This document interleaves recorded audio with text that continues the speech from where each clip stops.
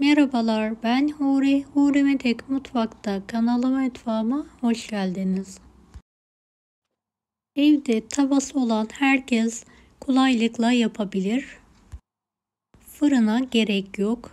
Şipşak hemen hazırlayabilirsiniz. Porsiyonluk köstebek pasta tarifi vermek istiyorum. Tarifimize hemen başlayalım. 3 adet tam yumurta, 1 su bardağı toz şeker, yumurta ve şekeri köpük köpük olana kadar karıştıralım.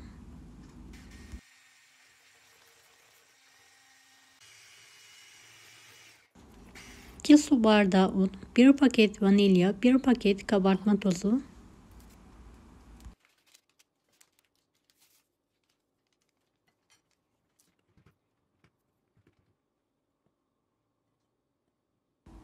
bir çay bardağı ılık suyu da azar azar ekleyerek homojen bir hamur hazırlayalım.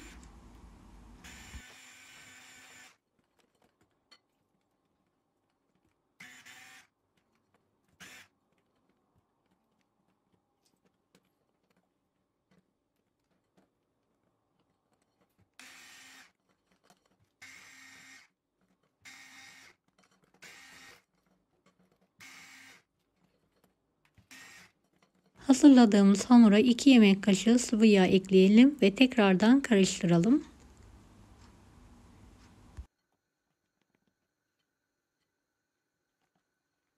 Kek harcını 2 eşit olacak şekilde bölelim.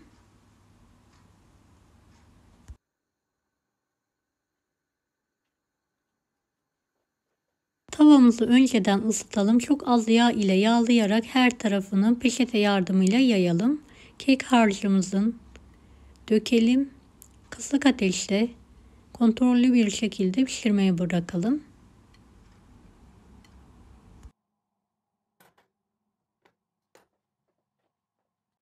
Bir paket pastacı kremasını 1,5 su bardağı soğuk süt ile karıştıralım.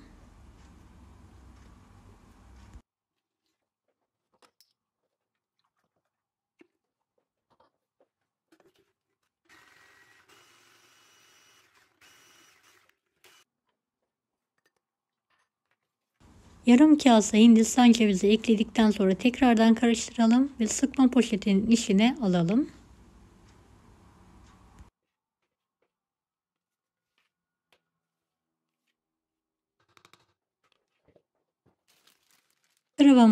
Kekimizi pişene kadar buzdolabında dinlenmeye bırakalım.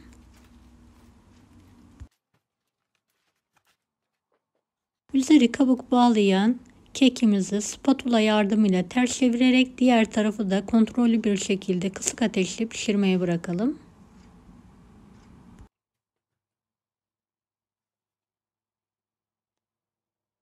Evet, kekimiz pişti. Servis tabağına alıyorum ve soğutmaya bırakıyorum. Çay bardağı yardımıyla yuvarlak keselim.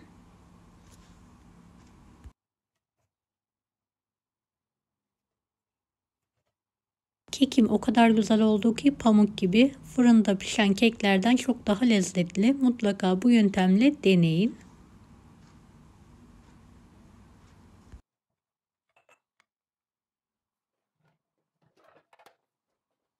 Kalan kek parçalarını mutfak robotunun içine alıyorum ve un haline gelene kadar çekelim.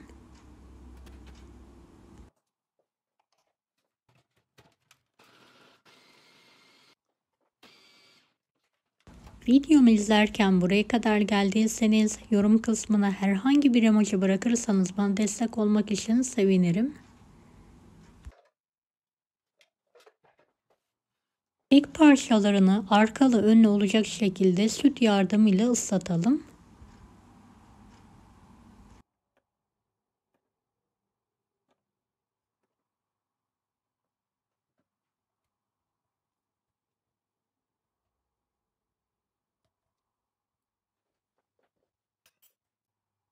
Üç adet muzum var.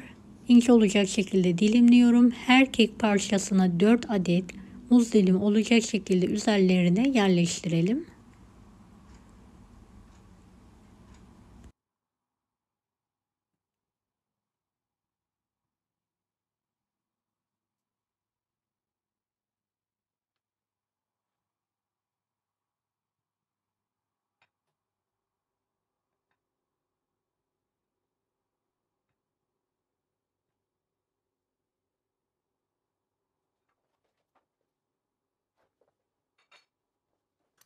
Bolca üzerlerine kremadan sıkalım.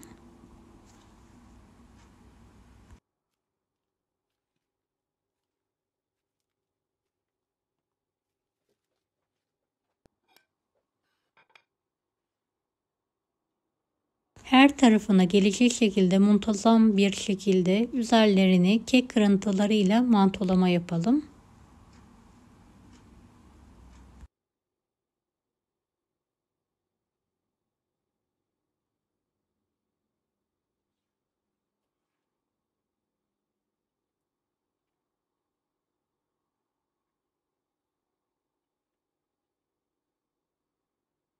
Ve tüm kek parçalarını aynı yöntemle hazırlamaya devam edelim.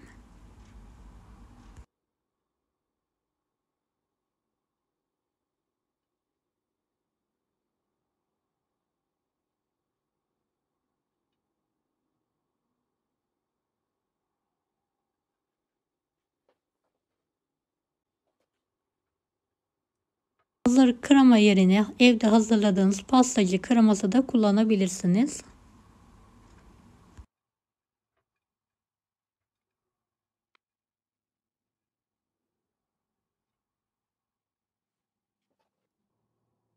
Birinci tabağımız hazır. Kalan kekimi aynı şekilde pişirdim ve hazırlamaya devam ediyorum.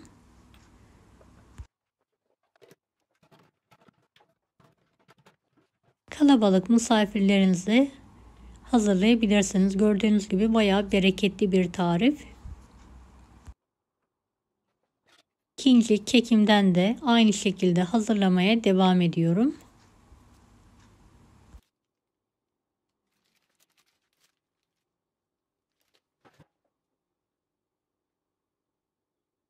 Evet, üzerlerini mantolama yapıyorum.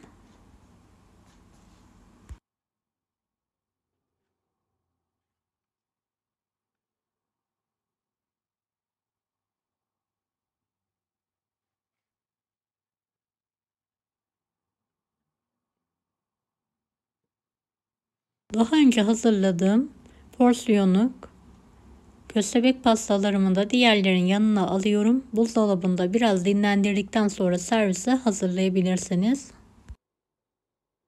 Lokum gibi köstebek pastamız yemeğe hazır.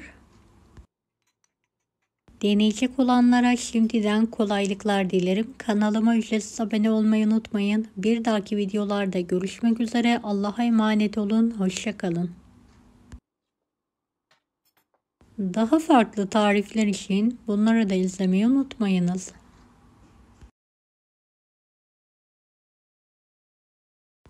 Kolay gelsin herkese.